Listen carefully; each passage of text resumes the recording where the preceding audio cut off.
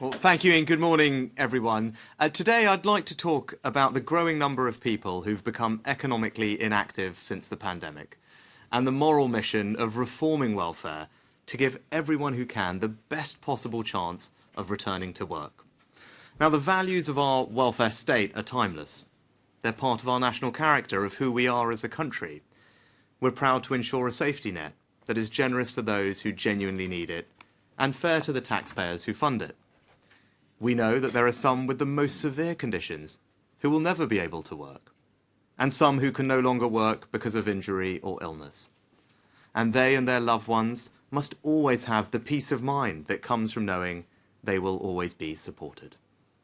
But we also have a long-standing and proudly British view that work is a source of dignity, purpose, of hope. The role of the welfare state should never be merely to provide financial support, as important as that will always be, but to help people overcome whatever barriers they might face to living an independent, fulfilling life. Everyone with the potential should be supported, and not just to earn, but to contribute and belong. And we must never tolerate barriers that hold people back from making their contribution and from sharing in that sense of self-worth that comes from feeling part of being something bigger than ourselves. And that is why this is a moral mission, and why the value of work is so central to my vision for welfare reform. And it is fitting to be setting out that vision here at the Centre for Social Justice. Over your 20-year history, you've inspired far-reaching changes to welfare. And I want to pay tribute to you and, of course, your founder, my friend Ian Duncan-Smith, who began that journey of reform in 2010, a journey carried through so ably today by Mel Stride. Because when we arrived in office in 2010, people coming off benefits and into work could lose £9 for every 10 they earned, by far the highest marginal tax rate. And that was morally wrong. So we created universal credit to make sure that work always pays. We introduced the national living wage and increased it every year, ending low pay in this country. We're rolling out 30 hours of free childcare for every family over 9 months of age. We've halved inflation to make the money you earn worth more. And we've cut workers' national insurance by a third, a £900 tax cut for someone earning the average wage, because it is profoundly wrong that income from work is taxed twice when other forms of income are not. For me, it is a fundamental duty of government to make sure that hard work is always rewarded. I know, and you know, that you don't get anything in life without hard work. It's the only way to build a better life for ourselves and our family, and the only way to build a more prosperous country. But in the period since the pandemic, something has gone wrong. The proportion of people who are economically inactive in Britain is still lower than our international peers, and lower today than in any year under the last Labour government. But since the pandemic, 850,000 more people have joined this group due to long-term sickness. This has wiped out a decade's worth of progress in which the rate had fallen every single year. Now, of those who are economically inactive, fully half say they have depression or anxiety. And most worrying of all, the biggest proportional increase in economic inactivity due to long-term sickness came from young people, those in the prime of their life, just starting out on work and family, instead parked on welfare. Now, we should see it as a sign of progress, of course, that people can talk openly about mental health conditions in a way that years ago would have been unthinkable. And I will never dismiss or downplay the illnesses people have. Anyone who has suffered mental ill health or had family and friends who have knows that these conditions are real and they matter. But just as it would be wrong to dismiss this growing trend, so it would be wrong to merely sit back and accept it, because it's too hard, too controversial, or for fear of causing offence. Doing so would let down many of the people our welfare system was designed to help. Because if you believe, as I do, that work gives you the chance not just to earn, but to contribute, to belong, to overcome feelings of loneliness and social isolation. And if you believe, as I do, the growing body of evidence that good work can actually improve mental and physical health, then it becomes clear we need to be more ambitious about helping people back to work, and more honest about the risk of over-medicalising the everyday challenges and worries of life. Fail to address this, and we risk not only letting those people down, but creating a deep sense of unfairness amongst those whose taxes fund our social safety net in a way that risks undermining trust and consent in that very system. We can't stand for that. And of course, the situation as it is economically unsustainable. We can't lose so many people from our workforce whose contributions could help to drive growth. And there's no sustainable way to achieve our goal of bringing down migration levels, which are just too high, without giving more of our own people the skills, incentives, and support to get off welfare and back into work. And we can't afford such a spiralling increase in the welfare bill and the irresponsible burden that will place on this and future generations of taxpayers. We now spend £69 billion on benefits for people of working age with a disability or health condition. That's more than our entire schools budget, more than our transport budget, more than our policing budget. And spending on personal independence payments alone is forecast to increase by more than 50% over the next 4 years. Let me just repeat that. If we do not change, it will increase by more than 50% in just 4 years. That's not right. It's not sustainable, and it's not fair on the taxpayers who fund it. So, in the next Parliament, a Conservative government will significantly reform and control welfare.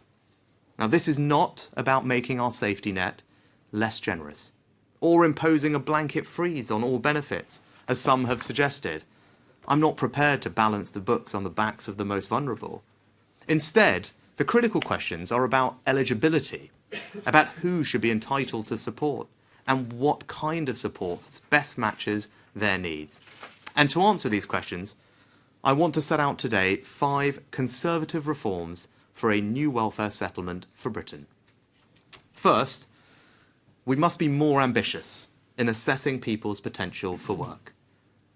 Right now, the gateway to ill health benefits is writing too many off, leaving them on the wrong type of support, and with no expectation of trying to find a job with all the advantages that that brings. In 2011, 20% of those doing a work capability assessment were deemed unfit to work. But the latest figure now stands at 65%. That's wrong. People are not 3 times sicker than they were a decade ago. And the world of work has changed dramatically. Now, of course, those with serious, debilitating conditions should never be expected to work. But if you have a low-level mobility issue, your employer could make reasonable adjustments, perhaps including adaptations to enable you to work from home. And if you're feeling anxious or depressed, then of course you should get the support and treatment you need to manage your condition. But that doesn't mean we should assume you can't engage in work. That's not going to help you. And it's not fair on everyone else either. So we're going to tighten up the work capability assessment such that hundreds of thousands of benefit recipients with less severe conditions will now be expected to engage in the world of work and be supported to do so. Second, just as we help move people from welfare into work, we've got to do more to stop people going from work to welfare. Now, the whole point of replacing the sick note with the fit note was to stop so many people just being signed off as sick. Instead of being told you're not fit for work, the fit note provided the option to say that you may be fit for work, with advice about what you can do and what adaptations or support would enable you to stay in or return to work quickly. 11 million of these fit notes were issued last year alone. But what proportion were signed maybe fit for work? Just 6%. That's right. A staggering 94% of those signed off sick were simply written off as not fit for work. Well, that's not right. And it was never the intention. We don't just need to change the sick note, we need to change the sick note culture so that the default becomes what work you can do, not what you can't.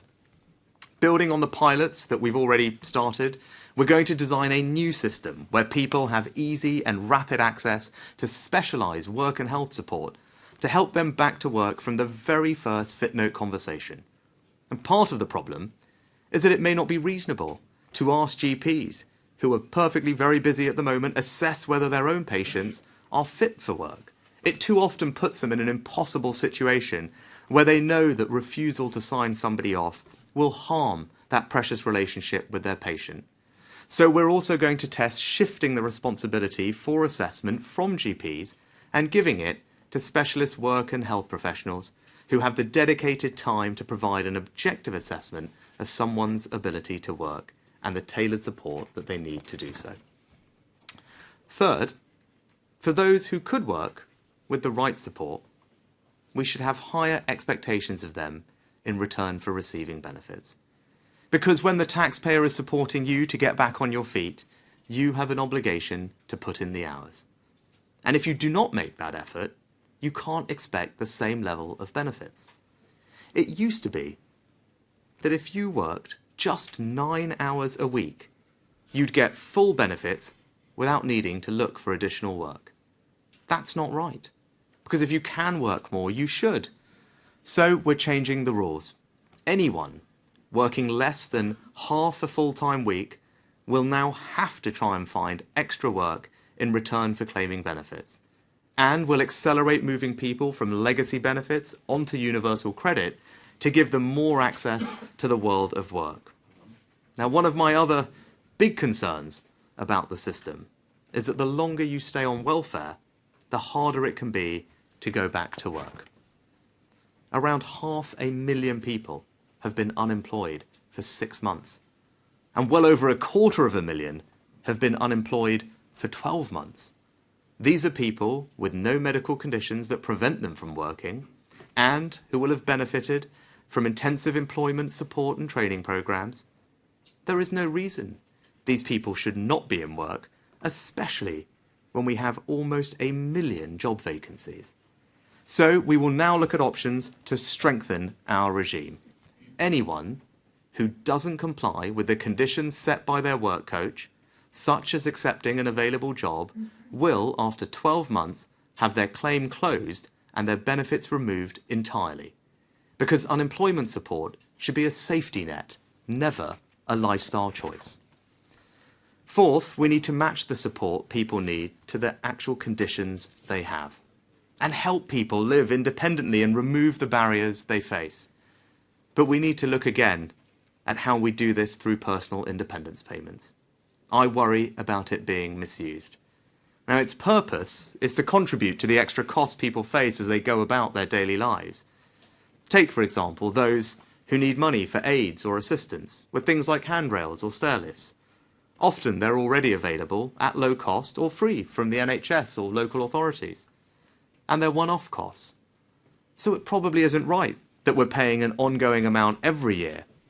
We also need to look specifically at the way personal independence payments support those with mental health conditions.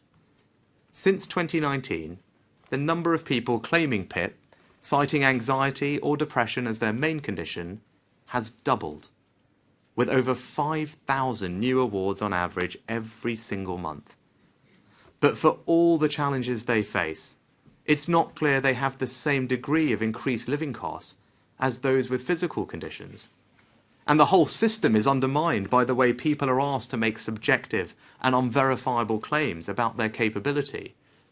So, in the coming days, we will publish a consultation on how we move away from that to a more objective and rigorous approach that focuses support on those with the greatest needs and extra costs. We will do that by being more precise about the type and severity of mental health conditions that should be eligible for PIP. We'll consider linking that assessment more closely to a person's actual condition and requiring greater medical evidence to substantiate a claim. All of which will make the system fairer and harder to exploit. And we'll also consider whether some people with mental health conditions should get PIP in the same way through cash transfers, or whether they'd actually be better supported to lead happier, healthier and more independent lives through access to treatment, like talking therapies or respite care. I want to be completely clear about what I'm saying here. This is not about making the welfare system less generous to people who face very real extra costs from mental health conditions. For those with the greatest needs, we actually want to make it easier to access with fewer requirements. And beyond the welfare system, we're delivering the largest expansion in mental health services in a generation, with almost £5 billion of extra funding over the past 5 years and a near doubling of mental health training places. But our overall approach is about saying that people with less severe mental health conditions should be expected to engage in the world of work. And fifth, we can't allow fraudsters to exploit the natural compassion and generosity of the British people. We've already cracked down on thousands of people wrongly claiming universal credit, including those not self-reporting earnings or hiding capital. And we'll save the taxpayer £600 million by legislating to access vital data from third parties like banks. Just this month, DWP secured guilty verdicts against a Bulgarian gang caught making around 6,000 fraudulent claims, including by hiding behind a corner shop in North London. And we're going further. We're using all the developments in modern technology, including artificial intelligence, to crack down on exploitation in the welfare system that's taking advantage of the hard-working taxpayers who fund it. We are preparing a new fraud bill for the next Parliament, which will align DWP with HMRC, so that we treat benefit fraud like tax fraud, with new powers to make seizures and arrests, and will also enable penalties to be applied to a wider set of fraudsters through a new civil penalty. Because when people see others in their community gaming the system that their taxes pay, it erodes support for the very principle of the welfare state. Now, in conclusion, some people no doubt will hear this speech and accuse me of lacking compassion, of not understanding the barriers people face in their everyday lives. But the exact opposite is true. There is nothing compassionate about leaving a generation of young people to sit alone in the dark before a flickering screen, watching as their dreams slip further from reach every passing day. And there is nothing fair about expecting taxpayers to support those who could work but choose not to. It doesn't have to be like this. We can change. We must change. The opportunities to work are there, thanks to an economic plan that has created almost 1 million job vacancies. The rewards for working are there, thanks to our tax cuts and increases to the national living wage. And now, if we can deliver the vision for welfare that I've set out today, then we can finally fulfill our moral mission to restore hope and give back to everyone who can the dignity, purpose, and meaning that comes from work. Thank you.